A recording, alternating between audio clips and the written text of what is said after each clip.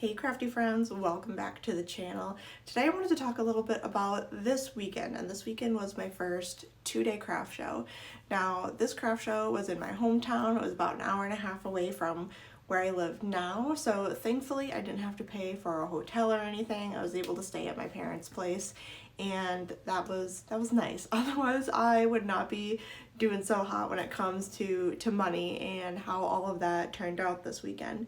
And so I wanted to just go over how this weekend went, what I wish would have been different, what I could have done differently, and things like that to help anybody else who's thinking about starting to do craft fairs, craft shows, vendor fairs, all of that type of thing.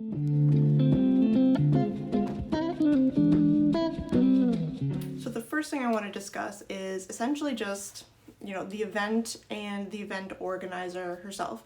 So she is super communicative. I really like going to her shows. I've only gone to one other one, but it was really well done, and I'm able to text her if I have any questions and things like that. So it's really good to have someone that you can actually connect with and talk to that is the event organizer, to make sure, hey, do I have to bring tables? Can I do this instead? Is this okay? That type of thing.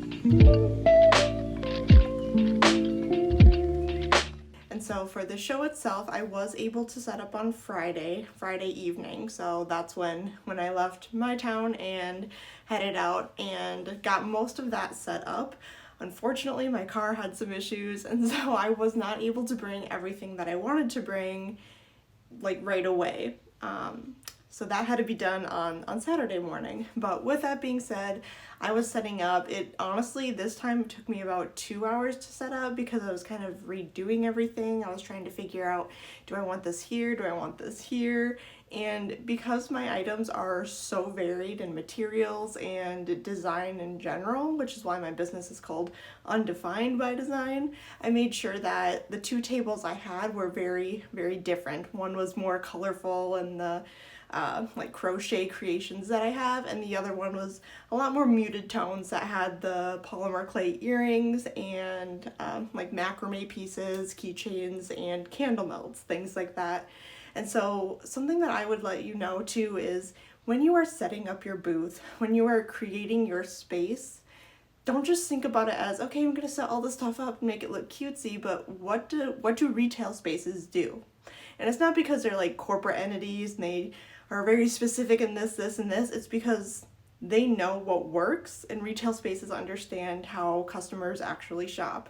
And so when you're doing these things, make sure that your displays look good, right? We don't want to have these shoddily made different displays. And the caveat behind that is, if you do not have the funding to buy decent displays yet, everyone has to start somewhere. That's totally fine. I'm not saying it's going to completely hinder your sales, but the more professional that your booth looks and the more put together, the more people want to buy from you, because they're like, okay, you're a legitimate business, you have some really good quality things, versus if everything is just kind of strewn about the table and you don't have things, there's not different products too. It's really hard to want to go up to a booth that has maybe 1 to 2 products and they're maybe too pricey.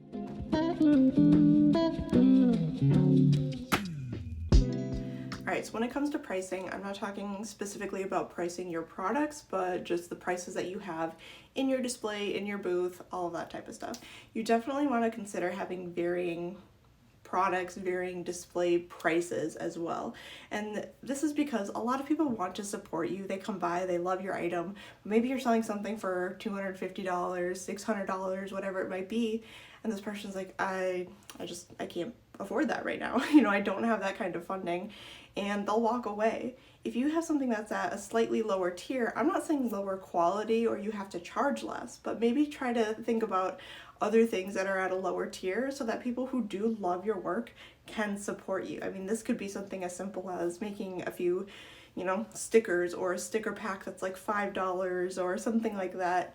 I would say that the typical range for people to really just be like, hey, here's my card, take it, like this was cute, I'm just gonna get it, is between roughly like $10 and $30. That's kind of the sweet spot that I've found for a lot of my items, and I've talked to a few other vendors too, and they kind of agreed with that range. So just something to think about. Again, I don't want you to undercharge yourself and charge what you're worth for your products. Just understand that you should have a few varying pricing objects in your booth and even on your shop as well.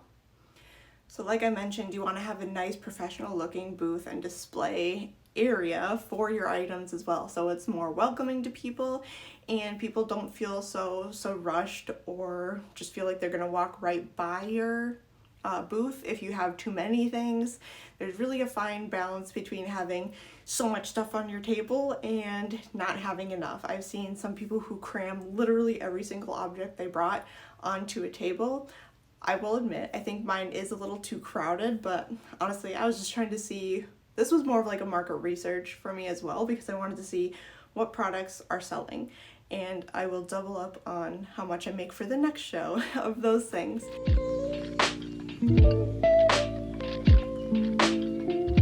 I think I do a big thing that I do well, I'm not gonna say I think anymore, I am a skilled graphic designer. So one thing is going to be your branding and your overall just booth look, other than the displays, right? So having really good signage, and signage could be, hey, you have your typefaces in something that says what your booth name is, a banner, maybe it's, just little pricing cards that you have around. You want things to look good, to look nice. And I got quite a few compliments too on people were like, oh, where are you based out of? Like, where's your shop? And I'm like, here, like my home.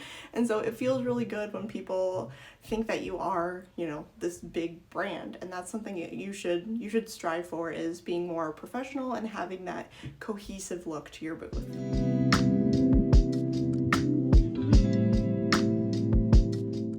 A few other things that I would suggest having on your tables are business cards, custom request cards, and wholesale/retail cards.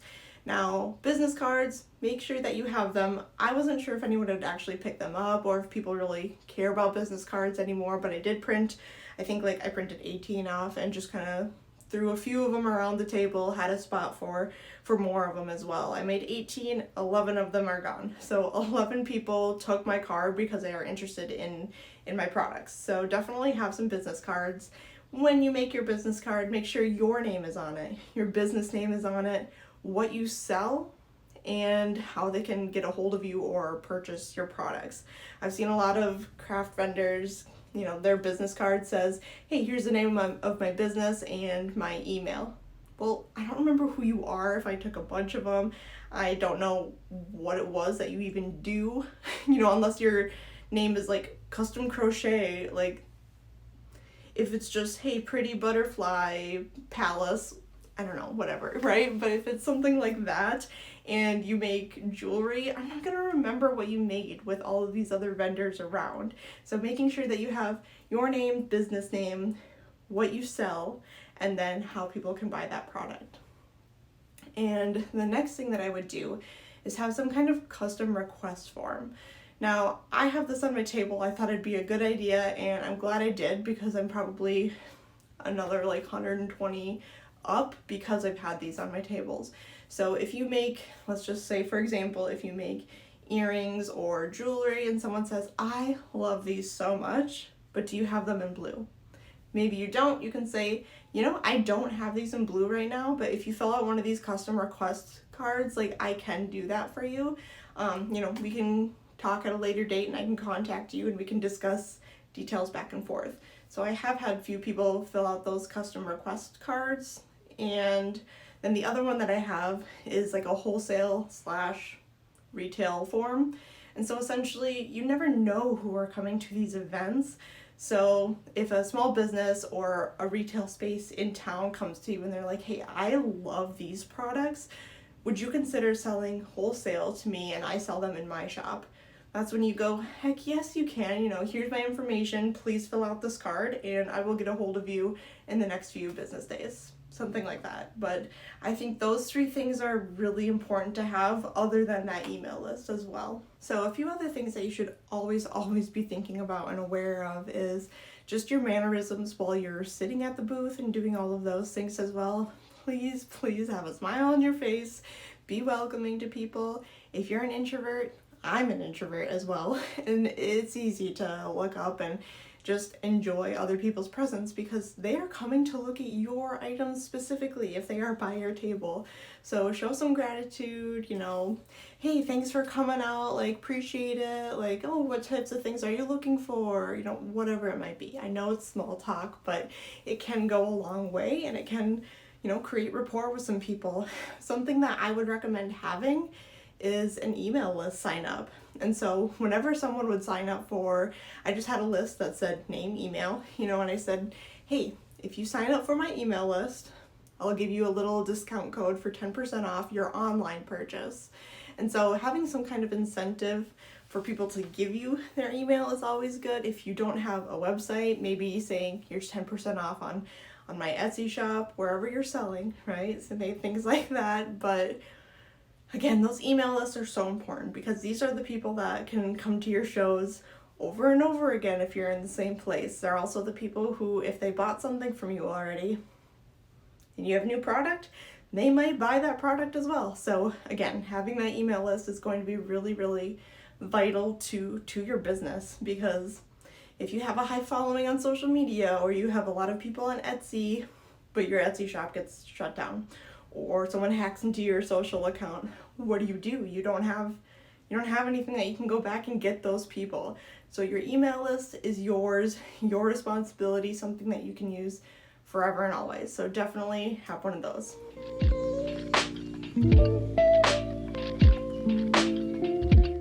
So what do I wish happened differently? Well, the number one thing is traffic. There wasn't a lot of people there. I thought there would be like 3 to 4 to 5 times that many people that were there. And so that was a little disheartening, a little disappointing. A few other vendors told me, they were a little upset too, just because this was supposed to be a pretty big show. However, it was the first nice day it had been in a long time, and it was like 86 degrees it got to, even though it's usually around like 50. And so everyone was out and about doing other things. It was also the weekend of prom. There were soccer tournaments on Sunday. And so everything was just kind of, it was a perfect storm of people not wanting to go to craft fairs. And so it's understandable, but it is, again, disappointing when you think you're going to make a little bit more than you did. Now, with that being said, I did make money. I did make a decent amount of money, but it wasn't what I thought it was going to be. And when you consider the booth fees and all of that stuff, for this one specifically, it was $60 a day. And that's not a bad price. And honestly, I'm happy to pay that because, you're paying for advertising and the person who is organizing the event. And so it's an investment. But with that being said, there's always a possibility that you might not make money, or even worse, you might lose some money. And so when you're doing these events and trying to find different craft shows and vendor fairs to go to, definitely check it out. See how many people have had, how are they marketing their event, advertising for it, just things like that. So something to think about. But yeah, I was a little disappointed for this one. I do have another one coming up next week, and I'll probably do a video on that one as well. But I wanted to share just my experience with this one with all of you, and kind of figuring out what you should be doing and looking out for.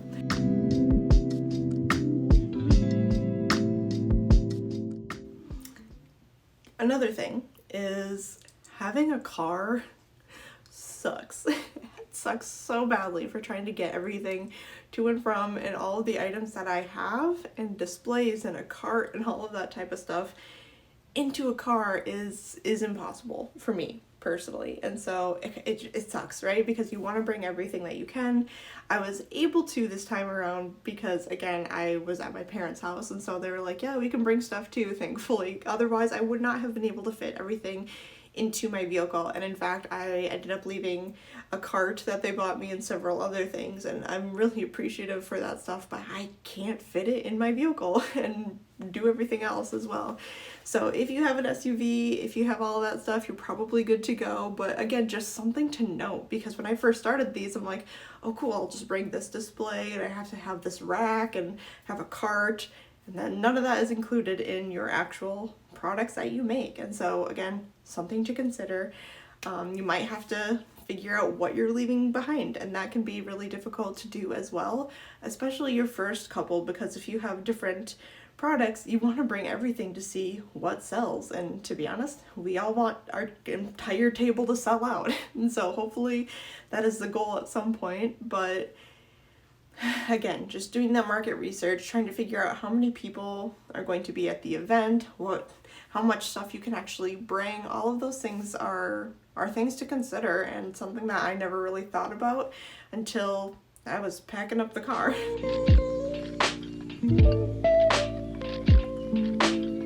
Let me know below, like, have you ever done craft fairs? Are you looking into it?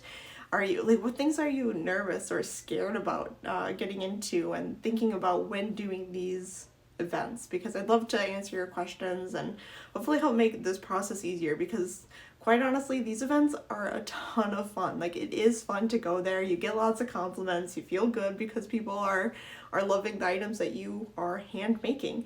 And honestly, you make a lot of friends, meet a lot of interesting people who are other vendors as well. And so make friends with them, because they also will let you know, hey, have you heard of this event? This is going to happen in a few weeks. So definitely chat with your neighbors and just form a good bond with everybody, and understand that you're all here for the same reason. You're all here and happy because you are doing what you want to do.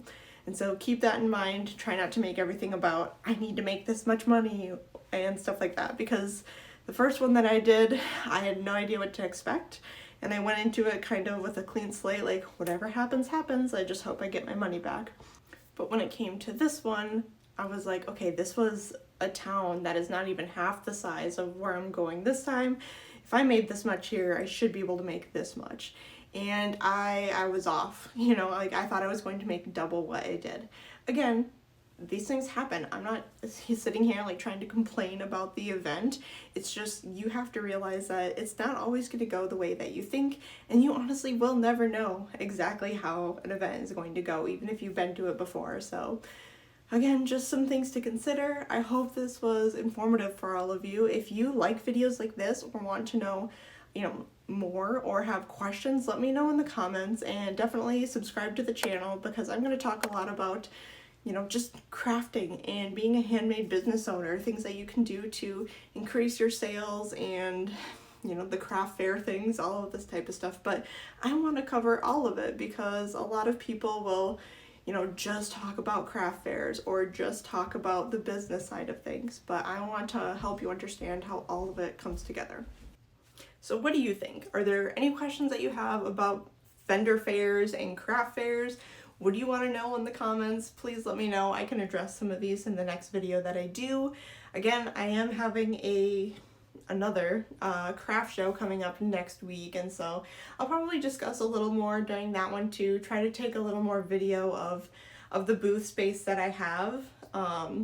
Again, just trying to figure out what works best, but I want to share my experiences and help everybody else that is a handmade business, because it's difficult. It's difficult to be a handmade business and to make a living with your craft, but this is what I want to help people do while I do it myself, because I love creating, but something that I love even more is helping others find that creative passion of theirs. And honestly, I never say that this is my passion. It's not my passion, it's my purpose. And so if I can help you find your creative purpose, like, I will be set. I will be so happy. So again, subscribe to the channel if you want to know more information. If you have questions and you want me to go over them, I would love to talk about being a handmade business owner and help you figure out how to get to the point where you are making a living with your craft. So thanks so much for joining me, and I will catch you in the next one.